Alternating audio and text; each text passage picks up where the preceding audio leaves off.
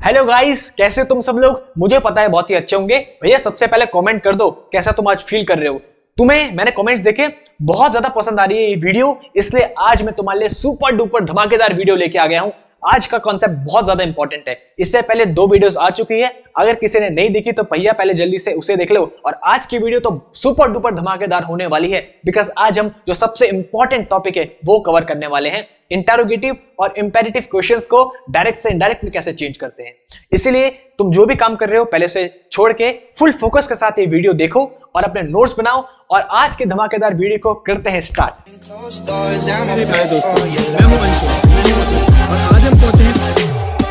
तो चलो आज की धमाकेदार क्लास को करते हैं स्टार्ट। जोश के साथ पढ़ेंगे आज हम पढ़ेंगे changes of interrogative sentences in reported speech. सबके सब अपनी हेडिंग डाल दो। हम पढ़ रहे हैं चेंजेस ऑफ इंटरोगेटिव। जब भी हमको डायरेक्ट स्पीच में इंटरोगेटिव सेंटेंस दिए हो, मतलब जिसपे हमको क्वेश्चन पूछा हो, तो उसको हम इनडायरेक्ट में कैसे चेंज करते हैं। सबसे पहले हैं रूल्स। केवल 5 रूल हैं, बहुत ही सिंपल हैं। इसके बाद हम मूव करेंगे क्वेश्चंस पे। अगर तुमने ये पढ़ लिया आराम से तो उसके बाद सारे के सारे क्वेश्चन हो जाएंगे, ये मेरी गारंटी है। फर्स्ट रूल जो है वो है डोंट यूज दैट।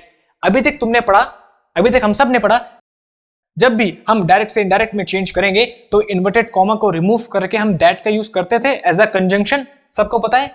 अब हम बोल रहे हैं डोंट यूज दैट, हम दैट का यूज नहीं करेंगे, बिकॉज ये इंटरोगेटिव क्वेश्चन है तो इसमें कुछ ना कुछ तो अलग होना चाहिए। तो इसमें अलग क्या है, हम कंजंक्शन इन्वर्टेड कॉमा को हटा के दैट कंजंक्शन यूज नहीं करेंगे। उसके बदले हम क्या यूज करेंगे, यूज इफ या वेदर। हम दैट के बदले इफ या वेदर का यूज करेंगे। जहां भी तुम्हें कंजंक्शन इफ या वेदर दिख जाए तो समझ जाओ ये इंटरोगेटिव क्वेश्चन है। आप समझ पा गया? तो जब भी डायरेक्ट से इनडायरेक्ट में चेंज करेंगे तो दैट का यूज ना करके इफ और वेदर का यूज करेंगे। थर्ड रूल क्या है, change question mark into full stop. मतलब जो इंटरोगेटिव क्वेश्चन है डायरेक्ट स्पीच में, जब उसको इनडायरेक्ट में चेंज करेंगे तो उसे अफर्मेटिव में चेंज कर देंगे। अब वो इंटरोगेटिव नहीं रहना चाहिए, वो अफर्मेटिव बन जाना चाहिए, पॉजिटिव बन जाना चाहिए। जब हमने एक्टिव पैसिव पढ़ा था तो उसमें जब हम एक्टिव से पैसिव में कन्वर्ट करते हैं तो इंटरोगेटिव क्वेश्चन इंटरोगेटिव ही रहना चाहिए। एक्टिव और पैसिव दोनों में इंटरोगेटिव रहना चाहिए। लेकिन हम डायरेक्ट इनडायरेक्ट में क्या पढ़ते हैं, जब डायरेक्ट में इंटरोगेटिव गिवन हो, जब उसका इनडायरेक्ट बनाते हैं तो सिंपल सेंटेंस बन जाना चाहिए, अफर्मेटिव। ये होता है।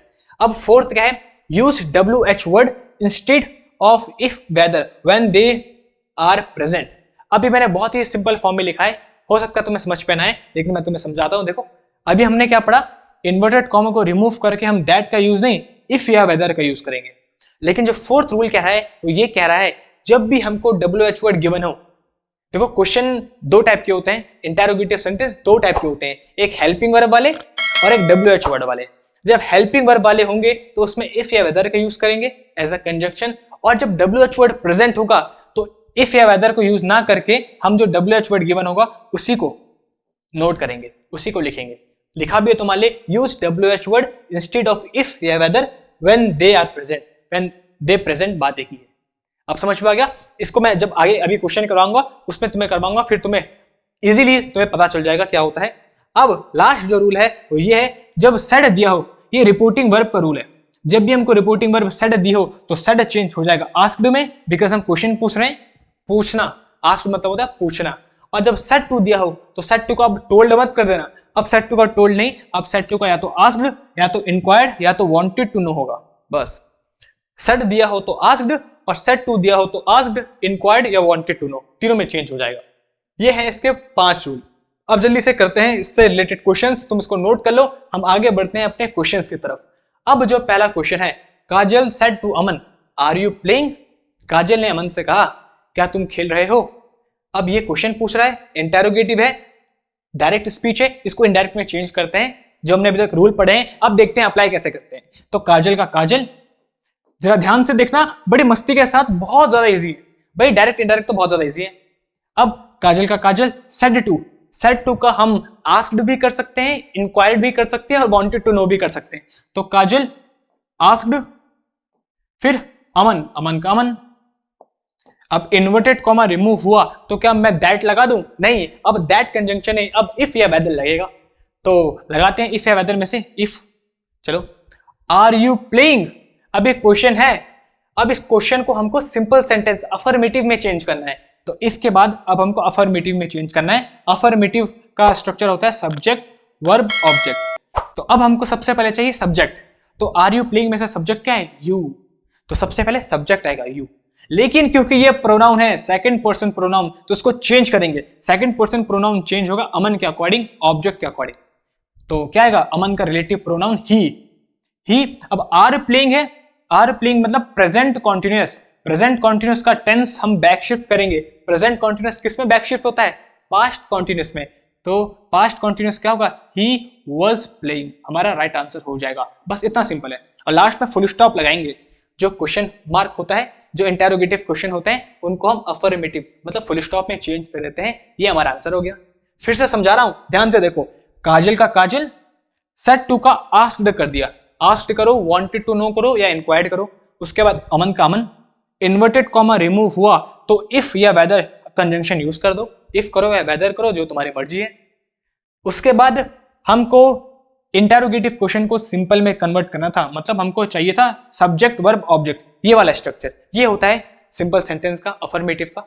तो सबसे पहले हमने क्या लिखा? सब्जेक्ट। सब्जेक्ट था यू प्रोनाउन था तो सेकंड पर्सन को चेंज किया अमन के अकॉर्डिंग, तो ही आर प्लेइंग का वाज प्लेइंग कर दिया। प्रेजेंट कॉन्टिन्यूअस का पास्ट कॉन्टिन्यूअस कर दिया। बस इतना इजी है। अब नेक्स्ट क्वेश्चन देखते हैं। चलो नेक्स्ट देखते हैं और तुम्हें इजीली सॉल्व हो जाएगा, समझ पे आ जाएगा। He said can I use your phone? उसने कहा क्या मैं तुम्हारा फोन यूज कर सकता हूं? तो ही का ही। अब सेड है तो सेड का हम क्या करेंगे? आस्क्ड। अब क्या हम वांटेड टू नो या इंक्वायर्ड कर सकते हैं? नहीं कर सकते, बिकॉज सेड है। सेड का केवल आस्क्ड ही बनता है। अब उसके बाद इन्वर्टेड कॉमा रिमूव हुआ, इसके बदले चलो इस बार वेदर का यूज करते हैं, इफ है वेदर, जो भी। फिर can I use your phone? चलो इसको चेंज करते हैं। अब हमको सबसे पहले क्या चाहिए? सब्जेक्ट। सब्जेक्ट वर्ब ऑब्जेक्ट, यही तो चाहिए। इंटेरोगेटिव को अफर्मेटिव में चेंज करना है, उसका स्ट्रक्चर होता है सब्जेक्ट वर्ब ऑब्जेक्ट। अब चाहिए सब्जेक्ट। सब्जेक्ट क्या है? आई। तो आई नोट कर दूं? नहीं, ये प्रोनाउन है, चेंज होगा। फर्स्ट पर्सन प्रोनाउन चेंज होगा ही के अकॉर्डिंग। तो ही कैन का कुड पढ़ा था मॉडल। कैन किसमें कन्वर्ट हो जाता है? कुड में। ही कुड, फिर यूज यूर, फिर से प्रोनाउन है, सेकंड पर्सन प्रोनाउन चेंज होगा ऑब्जेक्ट के अकॉर्डिंग, बट ऑब्जेक्ट तो गिवन है ही नहीं। सब्जेक्ट वर्ब ऑब्जेक्ट गिवन नहीं है। जब ऑब्जेक्ट गिवन नहीं होता तो हम ऑब्जेक्ट मानते हैं टू मी, मुझसे कहा। ही सेड टू मी, मुझसे कहा। तो यू चेंज होगा मी के अकॉर्डिंग, तो माय फोन हमारा राइट आंसर हो जाएगा। कैसे हुआ? ही का ही, सेड का आस्क्ड, फिर इन्वर्टेड कॉमा रिमूव हुआ तो उसके बदले कंजंक्शन हमने वेदर यूज कर दिया। इफ या वेदर, जो तुम्हारी मर्जी है यूज करो। उसके बाद सब्जेक्ट आई था, आई फर्स्ट पर्सन प्रोनाउन था, चेंज हुआ ही के अकॉर्डिंग, तो ही। कैन का कुड, यूज का यूज, यूर था, सेकंड पर्सन प्रोनाउन था, चेंज हुआ ऑब्जेक्ट के, ऑब्जेक्ट गिवन नहीं था तो हम टू मी मानते हैं, तो यूर हुआ मी के अकॉर्डिंग, तो मी का क्या बना? My phone. तो जो यूर था ये पोजेसिव केस था, तो यहाँ पे भी माय पोजेसिव केस आ गया, मी का माय हो गया। बस इतना सिंपल है। लास्ट करते हैं। Diya said to him will you help me? Diya ने उससे पूछा क्या तुम मेरी मदद करोगे? तुम बताओ, तुम करोगे दिया की मदद? भाई पहले अपनी मदद कर लो, उसका सही आंसर दे दो। दिया का दिया, सेड टू का वांटेड, चलो वांटेड टू नो करते हैं इस बार। दिया वांटेड टू नो, फिर उसके बाद हिम का हिम, इन्वर्टेड कॉमा रिमूव हुआ तो इफ या वेदर में से इफ, चलो इस बार इफ यूज करते हैं, वेदर जो तुम्हारी मर्जी। इसके बाद विल यू हेल्प मी, ये इंटेरोगेटिव सेंटेंस है, इसको सिंपल सेंटेंस में चेंज करना है, सब्जेक्ट वर्ब ऑब्जेक्ट। तो सब्जेक्ट है यू, सेकंड पर्सन प्रोनाउन है, चेंज होगा हिम ऑब्जेक्ट के अकॉर्डिंग। इफ ही, विल का क्या बन जाएगा? वुड। टेंस को भी बैक शिफ्ट करना है, भूलना मत। हम टेंस को बैक शिफ्ट कर रहे हैं। कैन का कुड कर दिया, यहाँ पे आर का वर्स कर दिया, और यहाँ पे विल का वुड कर दिया। ही वुड हेल्प। अब मी है, मी प्रोनाउन है, first person pronoun, objective case. इसका जब हम करेंगे चेंज तो सब्जेक्ट के अकॉर्डिंग चेंज करेंगे, बिकॉज फर्स्ट पर्सन प्रोनाउन है, सब्जेक्ट के अकॉर्डिंग चेंज होगा, तो क्या बनेगा? Help her. ऑब्जेक्टिव केस था तो यहाँ पे भी ऑब्जेक्टिव केस आया, हर। तो क्या बना? Diya wanted to know him if he would help her. ये हमारा आंसर हो गया। अब मुझे पता तो मैं समझ पे आ गया होगा, जो हमने रूल्स पढ़े थे 5 रूल्स, उसी के बेस पे हमने सारे के सारे क्वेश्चन सॉल्व किए। जल्दी से इन्हें नोट करो, आगे हम और क्वेश्चन सॉल्व करते हैं। दे देखो और क्वेश्चन हैं अभी तो। Shanu said what time is it? Shanu ने उससे पूछा अभी क्या टाइम हो रहा है। अब इन क्वेश्चंस पे तुम्हें कुछ डिफरेंस दिख रहा है? इस क्वेश्चन में कुछ डिफरेंस है जो अभी तक हमने जितने भी क्वेश्चन किए उससे कुछ डिफरेंट है? हाँ बिल्कुल सही कहा, इसमें WH वर्ड आ चुका है। अभी तक हमने जितने भी पढ़े वो हेल्पिंग वर्ब वाले थे, अब WH वर्ड आ चुका है। तो अब कैसे करेंगे? सेम वैसी है, शानू का शानू, सेड है तो सेड चेंज होता है आस्क्ड में। याद रखना, सेड आस्क्ड में ही चेंज होता है, वांटेड टू नो या इंक्वायर्ड नहीं कर सकते, वो तब आता है जब सेड टू हो। उसके बाद इन्वर्टेड कॉमा रिमूव हुआ, तो अब हम इफ या वेदर यूज नहीं करेंगे। जब भी WH वर्ड प्रेजेंट हो तो इफ या वेदर यूज नहीं करते, तब हम जो WH वर्ड गिवन है वही यूज करते हैं। व्हाट है तो व्हाट ही यूज करेंगे अब एज अ कंजंक्शन। तो शानू आस्क्ड व्हाट, अब टाइम है तो टाइम, इट वाज, ये हो जाएगा। ये इज था, प्रेजेंट था, तो प्रेजेंट को कन्वर्ट कर दिया पास्ट में, वाज में। और याद रखना हमेशा क्या किया, जब भी हमको WH वर्ड गिवन हो, मैं यहाँ पे नोट लिख रहा हूं, तुम इसको नोट करना पक्का, जब भी WH वर्ड गिवन हो तो उसमें जो हेल्पिंग वर्ब होती है उसको हम लास्ट में शिफ्ट कर देते हैं। इसको नोट कर लो, जब भी WH वर्ड गिवन हो इंटरोगेटिव क्वेश्चन में, तो जब उसको इनडायरेक्ट में चेंज करते हैं तो हेल्पिंग वर्ब को लास्ट में शिफ्ट कर लेते हैं।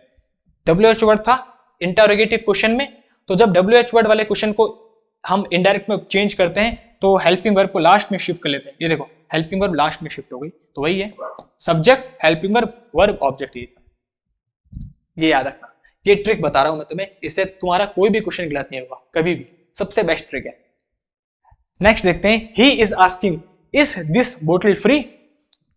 तो क्या करेंगे, ही का ही, इज का इज, आस्किंग का आस्किंग, इन्वर्टेड कॉमा रिमूव हुआ तो इसके बदले हमने इफ यूज किया, बिकॉज ये हेल्पिंग वर्ब वाला है तो इफ यूज किया।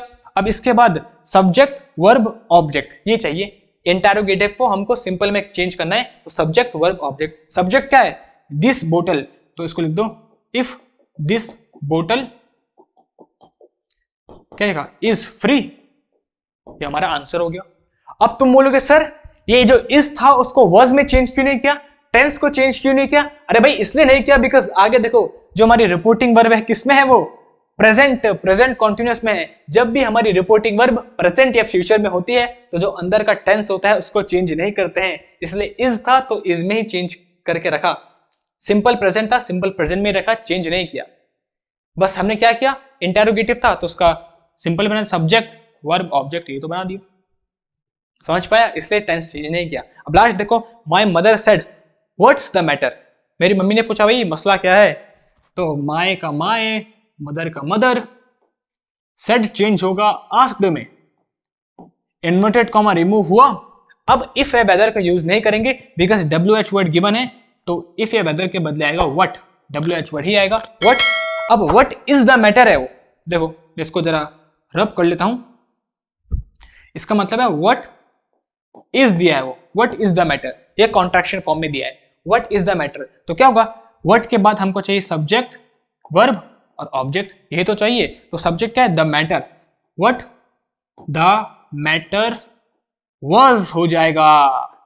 इज था तो इसको हमने बैक शिफ्ट कर दिया वाज में, बस ये हो गया। और एक और चीज बताई थी, जब भी WH वर्ड आ जाए तो उसमें जब हम इनडायरेक्ट में चेंज करते हैं तो हेल्पिंग वर्ब को लास्ट में शिफ्ट कर लेते हैं। ये तो पढ़ा था, ये तो लिखा है नोट, जब भी इंटरोगेटिव क्वेश्चन में WH वर्ड हो तो उसके हेल्पिंग वर्ब को लास्ट में शिफ्ट कर लेते हैं जब हम इनडायरेक्ट बनाते हैं, आइडियस बनाते हैं, इनडायरेक्ट स्पीच बनाते हैं तब। तो WH वर्ड था, हेल्पिंग वर्ब लास्ट में शिफ्ट हो गया, WH वर्ड था, हेल्पिंग वर्ब लास्ट में शिफ्ट हो गया। और टेंस को बैक शिफ्ट करना मत भूलना, टेंस तो बैक शिफ्ट होगा ही और प्रोनाउन चेंज होंगे ही। तो ये थे हमारे क्वेश्चंस इंटरोगेटिव क्वेश्चन के। अब आगे बढ़ते हैं, अब एक और टाइप का इंटरोगेटिव क्वेश्चन बचा है जिसको हम सॉल्व करते हैं। देखो इससे पहले हमने दो टाइप के इंटरोगेटिव क्वेश्चन तो कर लिए हैं। पहले तो हमने क्या, जो हेल्पिंग वर्ब से स्टार्ट होते हैं उनमें हम एज अ कंजंक्शन इफ या वेदर का यूज करते हैं, एक टाइप तो ये पढ़ा। सेकेंड टाइप जो आता है वो पढ़ा जब वो इंटरोगेटिव क्वेश्चन जो WH वर्ड से स्टार्ट होते हैं उन पे हम इफ या वेदर का यूज नहीं करते, WH वर्ड का ही यूज करते हैं एज अ कंजंक्शन। अब जो थर्ड टाइप के क्वेश्चंस हैं इंटरोगेटिव के, वो है ये दोनों। तो इन दोनों का एग्जांपल भी मैंने ले लिया है ताकि तुम्हारे हर टाइप का जो क्वेश्चन है जो भी पॉसिबल है इंग्लिश में वो सब के सब की मैं तुम्हें प्रैक्टिस करवा दूंगा। तो ये है थर्ड टाइप के, इनको भी देख लेते हैं, उसके बाद इंटरोगेटिव क्वेश्चंस पूरा कंप्लीट हो जाएगा हमारा। देखते हैं, he said to us how much money do you want. अब देखो ऐसे टाइप के अगर क्वेश्चन होंगे, how much money do you want, तुम्हें कितने रुपए चाहिए, फिर नीचे सेकंड वाला है she said to them how many chapters do you read. जब इस टाइप के क्वेश्चंस हो इनको तुम कैसे चेंज करोगे इंटरोगेटिव से इनडायरेक्ट में, कैसे चेंज करोगे? अरे बहुत सिंपल है, वैसे ही करोगे। देखो ही का ही, सेड टू का हम आस्क्ड कर सकते हैं, इंक्वायर्ड कर सकते हैं, वांटेड टू नो। तो चलो आस्क्ड लेते हैं, ही आस्क्ड, अस का अस। अब ये पूरा इन्वर्टेड कॉमर्स है, हाउ मच मनी, यहां तक हम एज इट इज नोट कर देंगे, he asked us how much money, ये पूरा एज इट इज नोट कर देंगे। अब जो डू यू वांट है इसको चेंज करेंगे, अब यहां से चेंज करेंगे, ही आस्क्ड अस, फिर पूरा हाउ मच मनी इतना ही नोट किया। अब यहां से चेंज करेंगे, डू यू वांट, ये इंटरोगेटिव है, इसको सिंपल में करेंगे, मतलब सब्जेक्ट वर्ब ऑब्जेक्ट। डू के साथ वर्ब की फर्स्ट फॉर्म है, डू के साथ वर्ब की फर्स्ट फॉर्म, इसका मतलब सिंपल प्रेजेंट, तुम्हें पता है। और सिंपल प्रेजेंट चेंज होगा सिंपल पास्ट में, तो सबसे पहले आएगा सब्जेक्ट, सब्जेक्ट है यू, प्रोनाउन है सेकंड पर्सन, चेंज होगा ऑब्जेक्ट के अकॉर्डिंग, अस के अकॉर्डिंग। तो how much money we wanted, answer हो जाएगा। मतलब वांटेड मतलब वर्ब की सेकंड फॉर्म, सिंपल पास्ट में चेंज कर दिया, सब्जेक्ट वर्ब और ऑब्जेक्ट गिवन नहीं है, सिंपल है। तो हम यहां से चेंज करेंगे, डू यू वांट को अफर्मेटिव में चेंज करेंगे, बाकी पूरा एज इट इज सेम रखेंगे। नेक्स्ट वाला देखते हैं, she said to them how many chapters do you read. तो शी का शी, सेड टू का इस बार करते हैं इंक्वायर्ड, शी इंक्वायर्ड, देम का देम। अब कोई कंजंक्शन यूज नहीं करेंगे, पूरा यहां से हाउ मेनी चैप्टर्स को एज इट इज नोट कर देंगे, how many chapters, as it is note किया चैप्टर्स। अब यहां से डू यू रीड को हम चेंज कर देंगे, इसको मैं रब कर लेता हूं, we wanted, do you read को चेंज कर देंगे हम पास्ट में, डू के साथ वर्ब, रीड वर्ब की फर्स्ट फॉर्म, डू के साथ वर्ब की फर्स्ट फॉर्म मतलब सिंपल प्रेजेंट, अगेन ये सिंपल प्रेजेंट में है तो इसको सिंपल पास्ट में चेंज कर देंगे। सबसे पहले सब्जेक्ट वर्ब और ऑब्जेक्ट, सब्जेक्ट क्या है यू, यू है सेकंड पर्सन, किसके अकॉर्डिंग चेंज होगा, ऑब्जेक्ट के, देम के अकॉर्डिंग ऑब्जेक्ट, तो देम का हो जाएगा वी रेड, तो ये रेड है वर्ब की सेकंड फॉर्म सिंपल पास्ट, तो ये हमारा आंसर हो जाएगा। तो ये था थर्ड टाइप के इंटरोगेटिव क्वेश्चंस। जब भी ऐसे हो how much money, do you want, तो हाउ मच मनी यहां तक सेम रखेंगे और डू यू वांट जो होगा उसको चेंज कर देंगे अफर्मेटिव में, सब्जेक्ट वर्ब ऑब्जेक्ट, और जो प्रोनाउन था वो चेंज होगा ऑब्जेक्ट के अकॉर्डिंग। और बाकी ये सिंपल प्रेजेंट में स्ट्रक्चर था तो किस में चेंज हो गया, सिंपल पास्ट। ये भी सिंपल प्रेजेंट में स्ट्रक्चर था, ये किस में चेंज हो गया, सिंपल पास्ट। बस, तो ये हो गए हमारे इंटरोगेटिव क्वेश्चंस, इसको नोट करो। अब लास्ट जो हमारा टॉपिक है इंटरोगेटिव का वो है special case of whether. Whether का भी स्पेशल केस पढ़ लेते हैं। देखो इतनी डिटेल में ऑनलाइन में तो कोई नहीं करवाता है जितनी डिटेल में मैं करवा रहा हूं, लोग ऑफलाइन पे भी नहीं करवाते हैं। स्पेशल यूज ऑफ वेदर, अच्छा स्पेशल यूज है वो, यूज इसको यहाँ पे करेक्ट कर देना, special use of whether. Whether का हम कब यूज करते हैं याद रखना। इस टाइप के क्वेश्चन देखो, she said to him will you help me or not, उसने मेरे से पूछा क्या तुम मेरी हेल्प करोगे या नहीं, मतलब करोगे या नहीं। इस पे कुछ डिफरेंस दिख रहा है तुम्हें? हाँ, चॉइस, जब हमें चॉइस गिवन होती है, इंटरोगेटिव क्वेश्चन है तो हम इफ या वेदर का यूज करेंगे, सिंपल सी बात है, as a conjunction. Interrogative question है तो एज अ कंजंक्शन हम इफ या वेदर का यूज करेंगे। लेकिन क्योंकि इनमें एक और खास बात है, you help me or not, इस पे हमको चॉइस गिवन है, क्या तुम मेरी मदद करोगे या नहीं। नेक्स्ट पढ़ो, he said to me do you like tea और कॉफी, उसने मेरे से कहा, उसने मेरे से पूछा डू यू लाइक टी और कॉफी, तुम्हें क्या पसंद है, चाय या कॉफी। फिर से अगेन हमको चॉइस गिवन है, चाय पसंद है या कॉफी। तो जब भी हमको इंटरोगेटिव क्वेश्चन में चॉइस गिवन होती है, जैसे इस पे है मदद करोगे या नहीं, चाय पसंद है या कॉफी, तो जब हमको चॉइस गिवन होती है तो हम यूज करते हैं वेदर का, इफ का यूज नहीं करते हैं। यही है स्पेशल यूज ऑफ वेदर।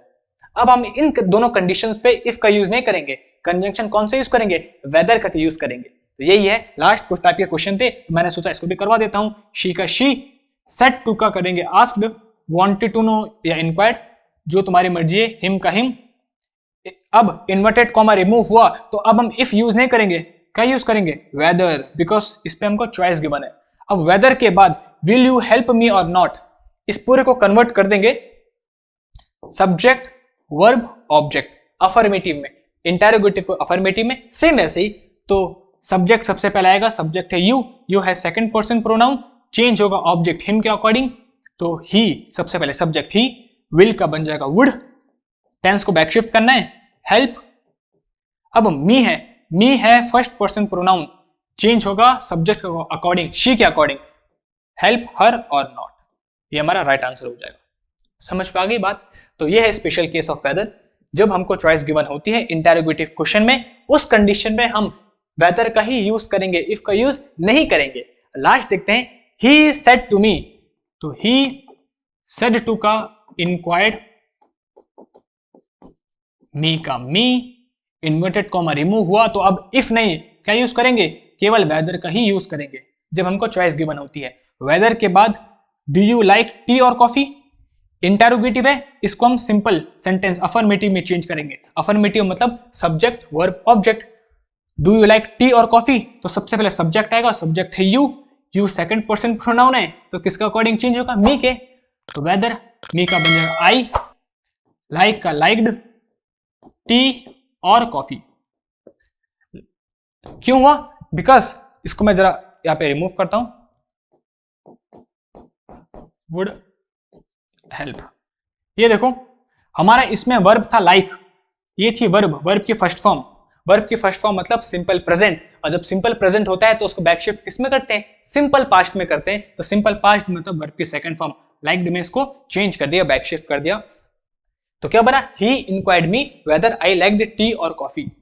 अब तुम बोलोगे सर डू कहां गया, डू कहां गायब हुआ, तो अरे भाई डू इसलिए नहीं हमने यूज किया बिकॉज डू हेल्पिंग वर्ब है, ये इंटेरोगेटिव क्वेश्चन था, इंटेरोगेटिव सेंटेंस था, इसलिए हमने डू हेल्पिंग वर्ब का यूज किया। लेकिन जब हमने इसको इनडायरेक्ट में कन्वर्ट किया तो इनडायरेक्ट में हमने इसको सिंपल अफर्मेटिव बना दिया, और अफर्मेटिव में डू हेल्पिंग वर्ब की जरूरत नहीं है, इसलिए इसे रिमूव कर दिया। तो क्या बना, आई सब्जेक्ट, लाइक्ड टी और कॉफी वर्ब ऑब्जेक्ट, इस पे अफर्मेटिव में चेंज कर दिया बस। तो क्या बोला मैंने, जब भी हम इंटेरोगेटिव क्वेश्चन को इनडायरेक्ट में चेंज करते हैं डायरेक्ट से, तो हम उसको अफर्मेटिव में चेंज कर देते हैं, मतलब सिंपल सेंटेंस में चेंज कर देते हैं, सब्जेक्ट वर्ब ऑब्जेक्ट। अगर मैं इसे और ज्यादा डिटेल में बोलूं तो सब्जेक्ट हेल्पिंग वर्ब वर्ब और ऑब्जेक्ट इसमें चेंज कर देते हैं।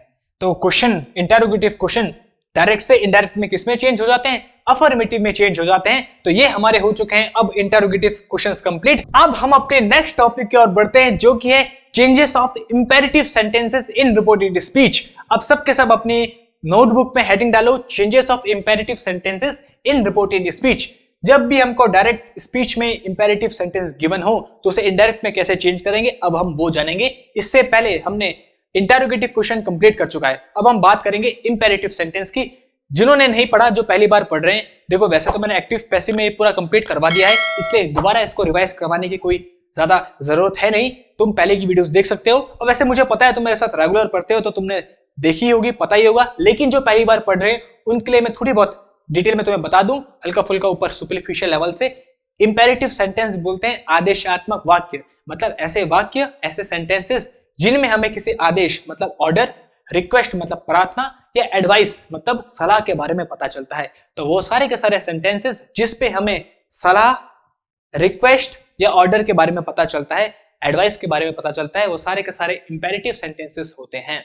और एक और इनकी पहचान होती है sentence that start with a verb. वो सेंटेंसेस जो वर्ब से स्टार्ट होते हैं, जिनमें सब्जेक्ट नहीं होता है, वो हम हमारे इंपेरेटिव सेंटेंस कहलाते हैं। एक और टाइप का होता है, 4 टाइप के होते हैं। एक और होता है प्रपोजल, लेकिन क्योंकि प्रपोजल का कोई स्ट्रक्चर बनता नहीं है तो उसे हमने नहीं लिखा, यहाँ पे केवल 3 लिखे हैं। इसका एग्जांपल भी मैंने करवा दिया है। ऑर्डर मतलब जैसे डोंट मूव, ऑर्डर हिलना मत, तो ऑर्डर देने, कमांड देने। रिक्वेस्ट मतलब किसी से प्रार्थना कर रहे हैं। ओपन द विंडो, अब इसका आगे जनरली प्लीज या काइंडली लगा होता है, please open the window, please हम किसी से रिक्वेस्ट कर रहे हैं। एडवाइस मतलब सलाह देना किसी को, जैसे बड़े बूढ़े लोग सलाह देते हैं ड्राइव स्लोली या ड्राइव केयरफुली, मतलब आराम से चलाओ। स्टडी डेली, जैसे मैं तुम्हें कहता हूं भाई डेली पढ़ा करो, डेली वीडियोस देखा करो, और क्या घर में बैठे हो आराम से, तो ये सलाह है, एडवाइस है। सलाह मतलब लेना है तो लो, नहीं लेना तो मत लो। जो डॉक्टर होता है वो भी हमको एडवाइस देता है, वो ऑर्डर नहीं करता या रिक्वेस्ट नहीं करता प्लीज ले लो, नहीं, वो हमको सलाह देता है कि भैया ये दवाइयां हैं, सलाह है, लेना है तो लो, नहीं लेना तो मत लो, तुम्हारी मर्जी है, मैंने तो तुम्हें बता दिया। तो जो इंपेरेटिव सेंटेंसेस होते हैं, अब मैं तुम्हें एग्जाम के पॉइंट ऑफ व्यू से बता रहा हूं और ज्यादा इन डेप्थ। मैंने तुम्हें बताया था एग्जाम में इंपेरेटिव सेंटेंस 4 टाइप से आते हैं, 4 टाइप के स्ट्रक्चर होते हैं। देखो जब मैं तुम्हें कोई भी चीज करवाता हूं तो एग्जाम के पॉइंट ऑफ व्यू से करवाता हूं, वरना मेरा फायदा क्या। तो इंपेरेटिव सेंटेंस एग्जाम के पॉइंट ऑफ व्यू से 4 टाइप के स्ट्रक्चर से आते हैं।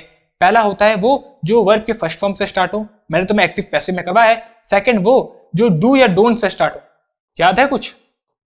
थर्ड वो जो प्लीज या काइंडली से स्टार्ट हो, प्लीज या काइंडली से।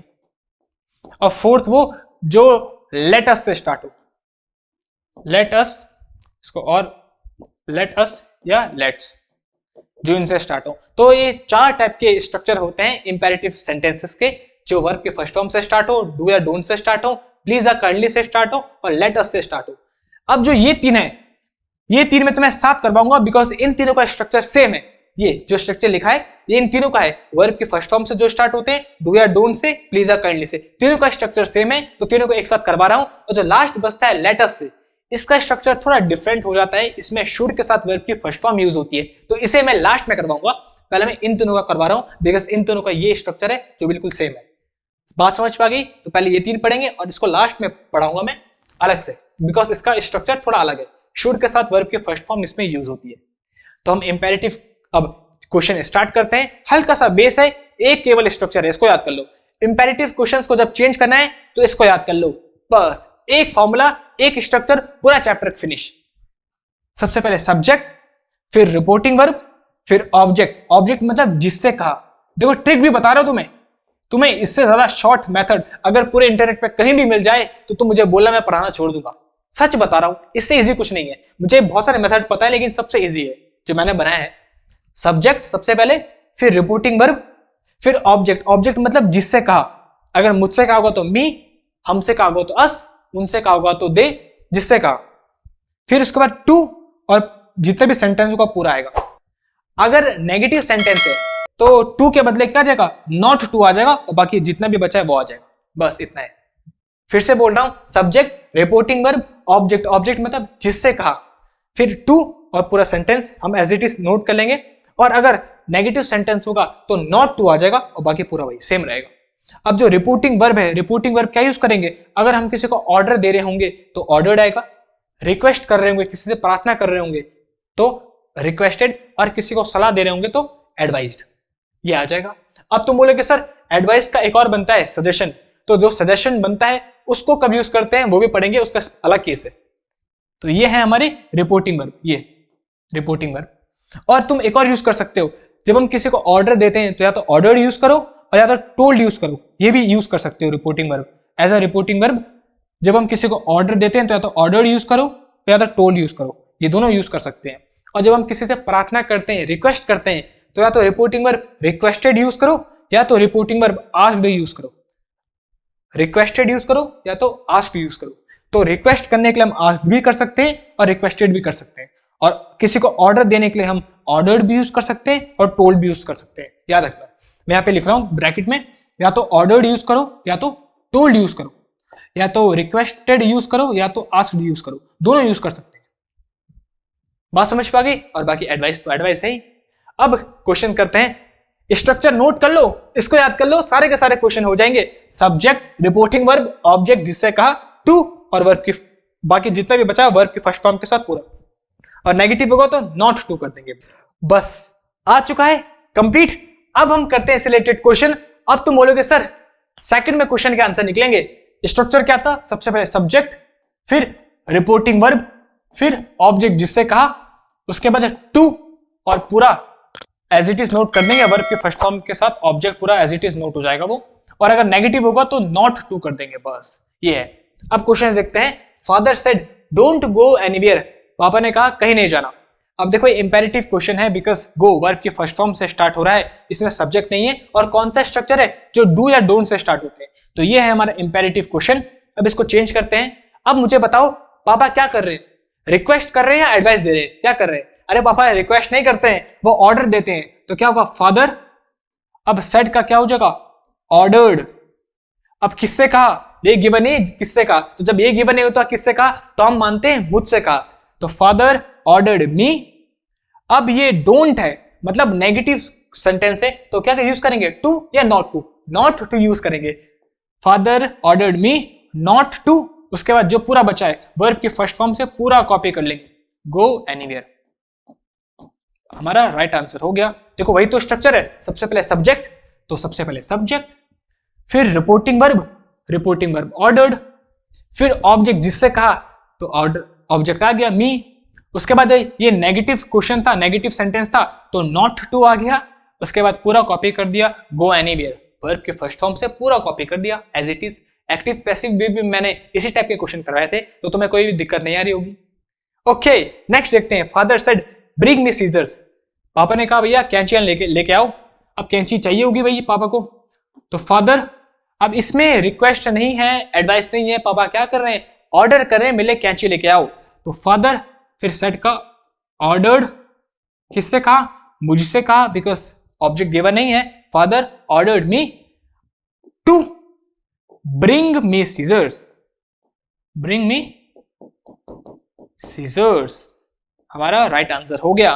कैसे हुआ, सबसे पहले सब्जेक्ट, तुम यहां पे देखते रहो, सब्जेक्ट, फिर रिपोर्टिंग वर्ब ऑर्डर्ड, फिर ऑब्जेक्ट किससे कहा, मुझसे कहा, फिर ये पॉजिटिव सेंटेंस था तो टू, पूरा bring me scissors, bring verb के फर्स्ट फॉर्म से पूरा कॉपी कर दिया, ब्रिंग मी सीजर्स। देखो कितना इजी है, बताओ केवल एक स्ट्रक्चर से तुम्हारे सारे के सारे इंपेरेटिव क्वेश्चन सॉल्व हो गए। बताओ ऐसा कंटेंट कौन देता है यूट्यूब में इतनी डिटेल में, वो भी इस बेस्ट तकनीक से।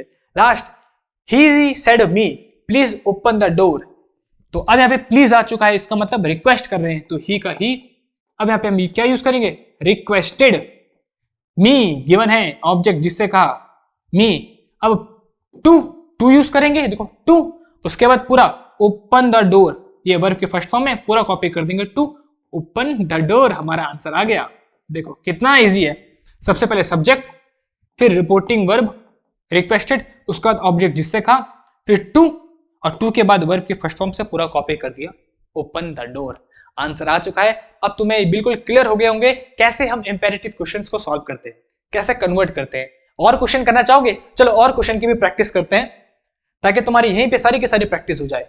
Dolly said please shut the door, याद रखना जब भी हमको प्लीज या काइंडली मिल जाए, देखो सारे टाइप के क्वेश्चन करवा रहा हूं, डू या डोंट से स्टार्ट हो, वर्ब के फर्स्ट फॉर्म से स्टार्ट हो, प्लीज या काइंडली से स्टार्ट हो, तीनों टाइप के क्वेश्चंस एक ही मेथड से।